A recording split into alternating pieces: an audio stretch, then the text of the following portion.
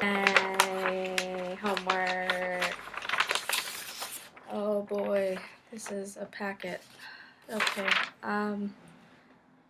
goal, to produce a 15-minute Think Aloud videotape. You've been handed an envelope. Inside of these directions of a sealed envelope, inside the sealed envelope is a packet containing the details of your interpreting assignment. Each sheet contains information that requires you to make a decision. Do not open the envelope until you are in front of a camera. Your videotape must clearly show you opening the envelope. Oh, okay, so you kind of told us to do this beforehand. Or you kind of told us what to do before. It is important to remember that this is an individual activity. There should be no one else in the room. All alone. I'm having a hard time breathing lately. Okay. Okay, make sure that the camera is properly framed and do a short test. Test. Lighting? That's better. My studio. Open the envelope immediately, begin verbalizing. Yes, just being very slow. Okay, we'll see if this turns out okay.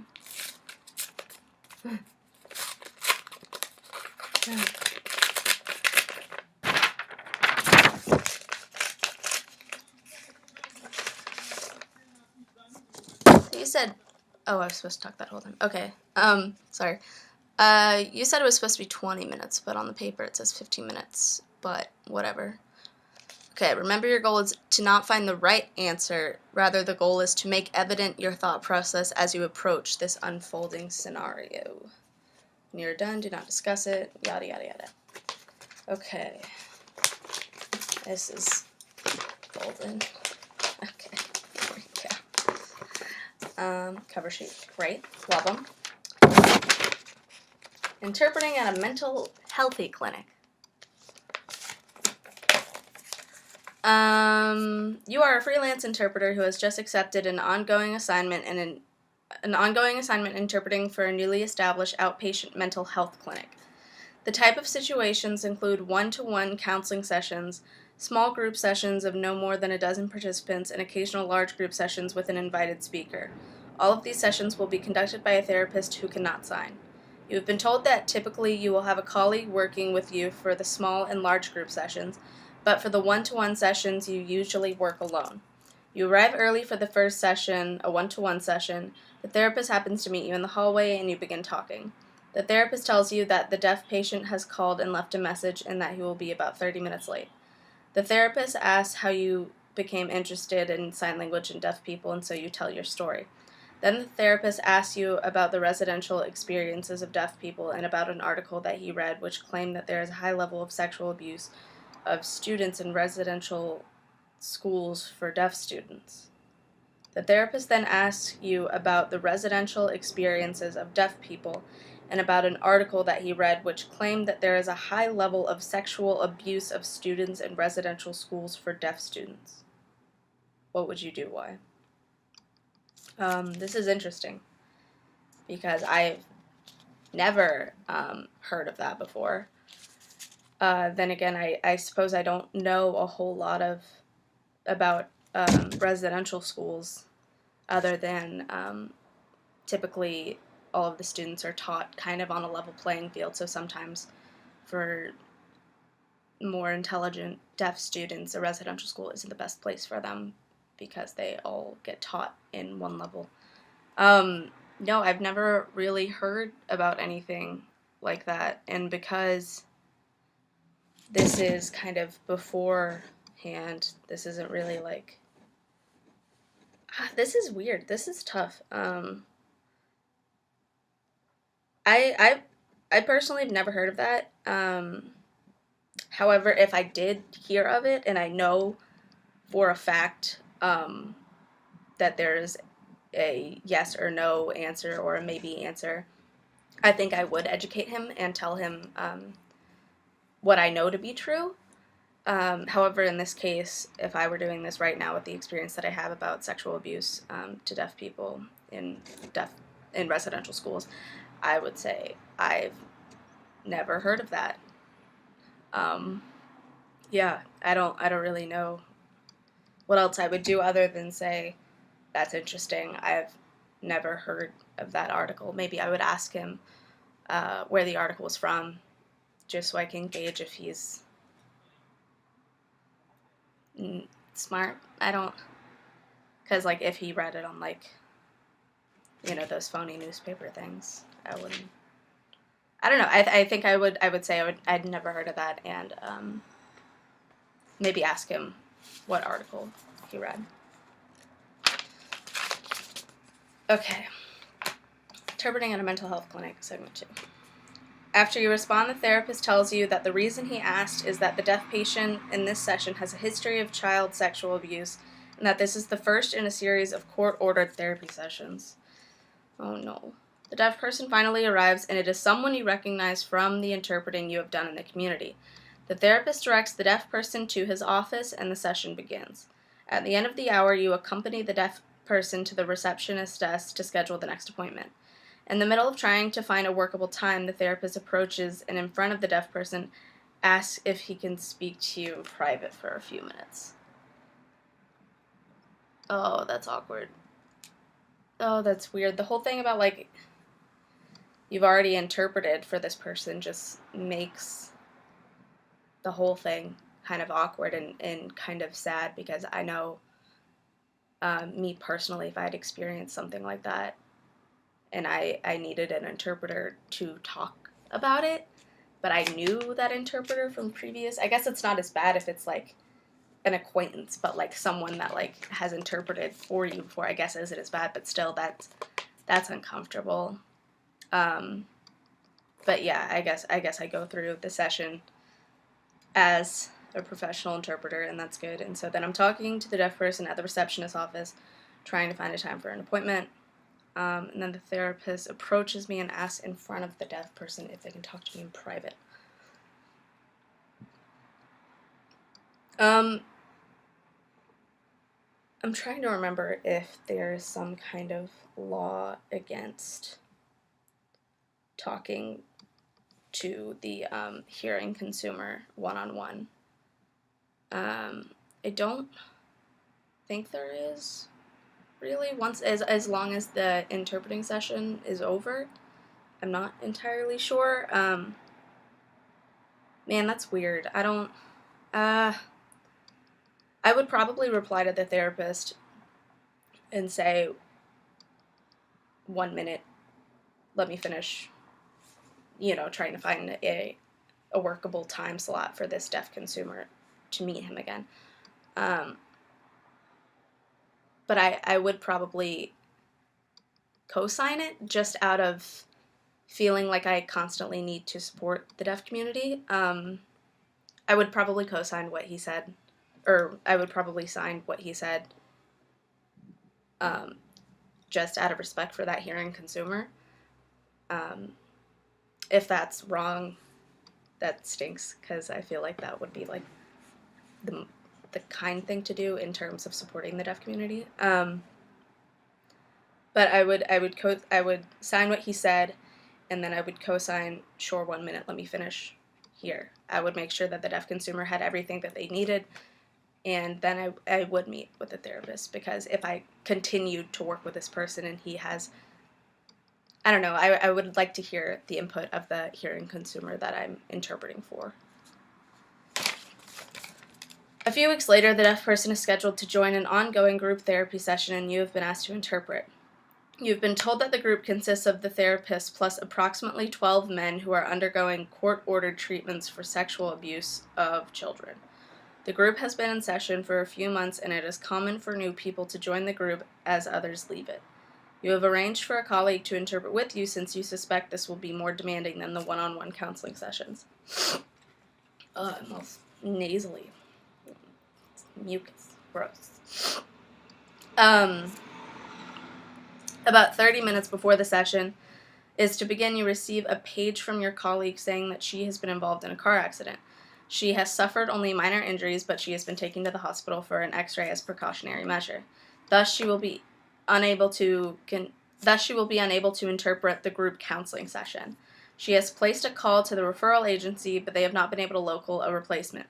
You, too, contact the agency and confirm that they have no one available on such short notice. Okay, so this is a few weeks later. Same deaf person, I'm assuming, is scheduled to join an ongoing group therapy session. And it has the therapist and 12 men who are undergoing court-ordered treatments for the sexual abuse of children. I guess this is a different deaf person?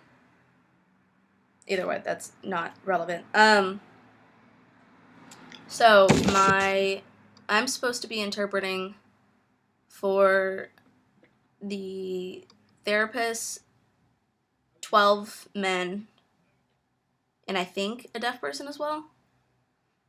It's like 14 people. And people are probably going to overlap and such.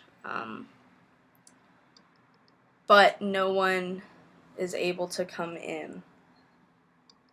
That sucks. I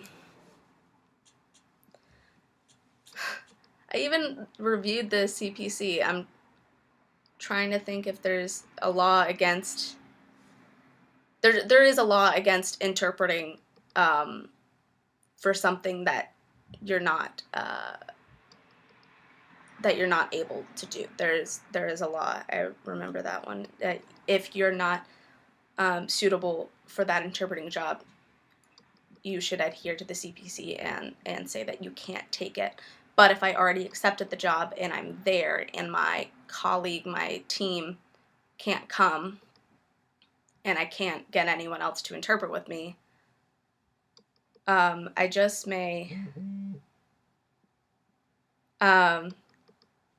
boyfriend texted me. I should have put that away. I'm sorry. I flipped it over.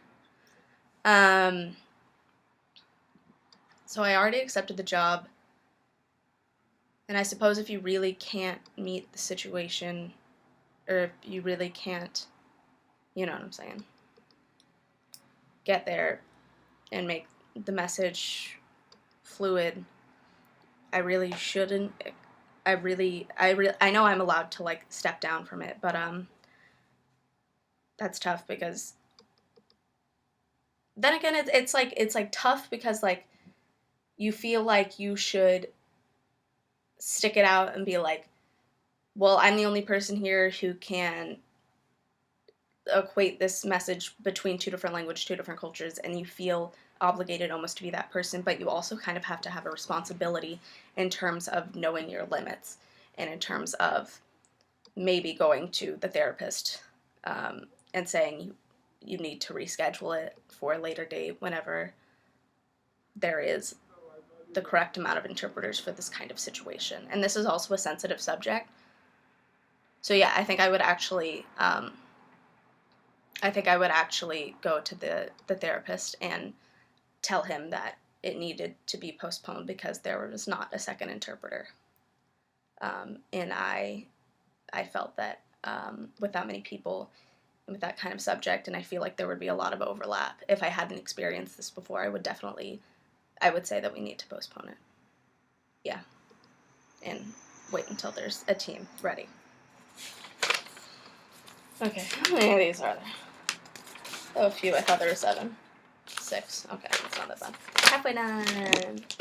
Then I can eat dinner. Alright, segment 4. You decide that you really have no other viable option than to explain the situation to the therapist and let him determine whether or not to proceed under the circumstances. He tells you that this is a critical juncture in the deaf person's therapeutic program and insists that the session go on as scheduled. During the session, you struggle a few times, particularly at some of the graphic fantasies described by a couple of the members of the group. Nevertheless, you leave the session feeling that, under the circumstances, the deaf person was not disadvantaged, and apart from your own uneasiness at working the session alone, you feel that the session was generally quite successful. However, you begin to realize that this ongoing assignment is beginning to affect you emotionally. You are definitely not looking forward to the group session next week, especially after the graphic descriptions you interpreted this week. Yeah. Man, oh man, that makes me so uncomfortable. I don't like that at all. Oh, wow. And it's interesting because I've always said that mental health was something that I would like to do once I'm a more qualified, a more distinguished interpreter. It's something that I would like to do because I feel like I can relate to some of it, but definitely not something that I want to do out of the gate. But this specifically is something that I've never experienced, but it that makes me really sick. And and I'd have to interpret for those guys and say it as powerfully and as righteous as they may be saying it. That makes me sick. I would step out. Definitely. I'm glad that, what do you call it? Whenever it's like, theoretically, I'm glad that theoretically I did this session well, but after this one, it's good that I completed it because that's what you need to do. You need to finish what you started, especially if there's only me there and blah, blah, blah. But I would definitely step out and tell the agency, along with the therapist, that they need a replacement for the following week. Yeah. A few days later, a friend of yours asked to interpret for a Cub Scout den meeting. Your friend's deaf son and another deaf boy belong to the Cub Scout den based at the local school they attend. However, they want to attend the upcoming regional scouting camporee, a scouting Olympics, that will take place over an upcoming long holiday weekend. You have been asked to interpret the organizational meeting, and because it is for your friend, you agree to do so on a pro bono basis. When you arrive, there are approximately 50 Cub Scouts and their parents, mostly fathers, at the meeting. As you are waiting for your friend and his son to arrive, you notice of the men there look familiar. After a short time, you realize that he is one of the men from the group counseling session. You remember him quite clearly because of his graphic descriptions of his sexual fantasies, which almost all involved young boys. Oh my gosh. Oh, goodness. Oh, this got real. Oh my goodness gracious. Oh. Wow. Oh man, that stinks. Oh man, I would do that, interpreting that day for my friend and my friend's son, and I would leave immediately after. Probably say profane things in my car or leaving the place for once I got home. And I would leave, and I would never say anything to my friend or that guy or anyone, because it's what you have to do. At least he's like in counseling for it.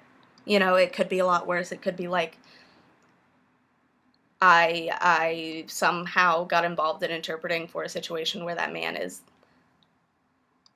not recognized for his crime, and that would be worse, but at least he's in counseling or whatever, probably there on court demand. Yeah, so I would interpret for that situation and leave. Probably try not to look at that man at all.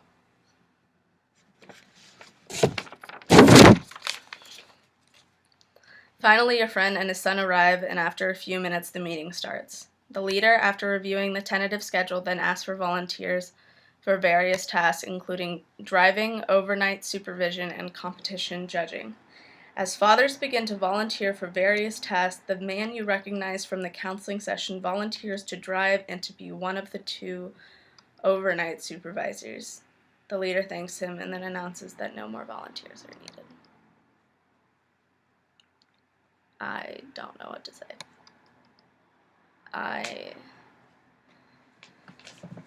Oh man, this is detailed. This is specific. This is tough. Also, what kind of man is this who, I mean, maybe he didn't recognize me, but like if he did, and he did that knowing that I know, like, this is tough. This is, oh man. I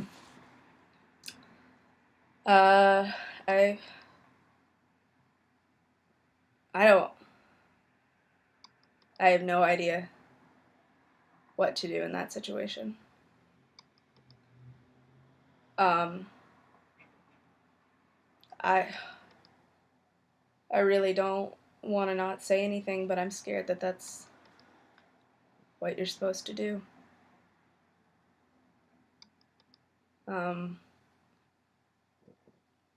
Volunteer for various tasks the man you recognized. Volunteers to drive and be one of the 2 overnight supervisors.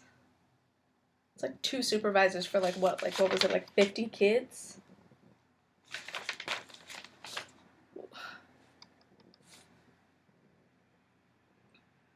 Oh, this is too real right now. I don't, no, not an answer sheet, no, nothing.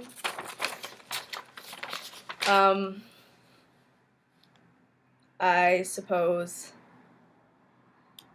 that, and it's like my friend's son, too.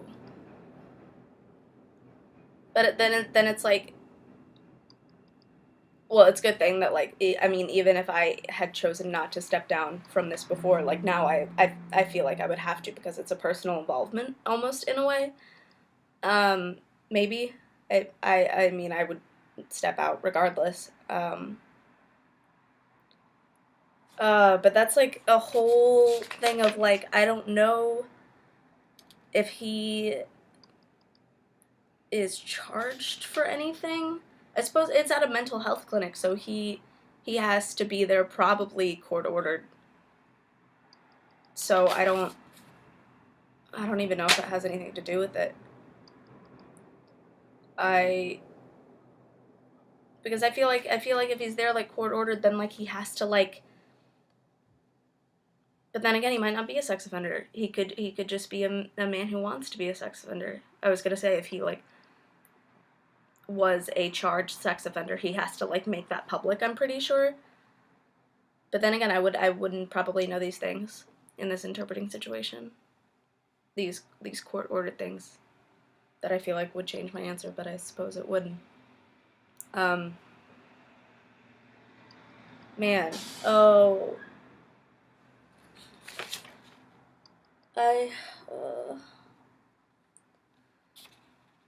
I don't know what to do. I think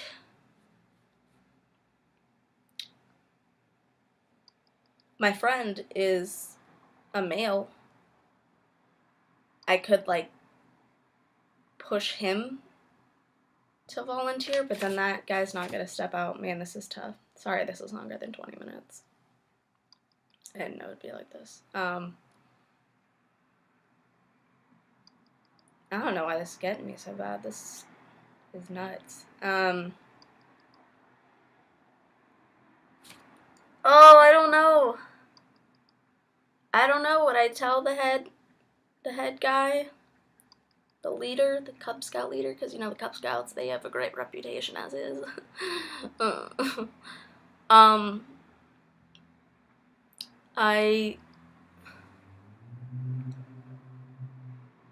I can't. I would say something. I can't do it. I would say something to the leader.